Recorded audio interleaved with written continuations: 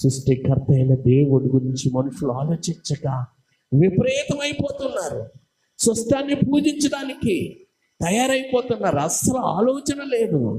ఏమండి, గుట్టలు, కొండలు, సూర్యుడు, చంద్రుడు, నక్షత్రాలు, ఈ లోకంలో ఉన్నవన్నీ కూడా దేవుణ్ణి ఆరాధిస్తున్నాయట.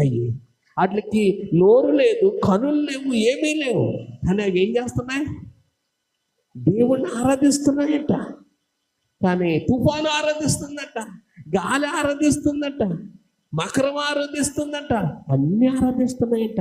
కానీ దేవుడు తన పోలికలో చేసుకొని, తన ఊపిరినిచ్చి, తన ఆత్మనిచ్చి, ఏమండి, తను చేతులతో చేసుకున్న మానవుడు మాత్రం,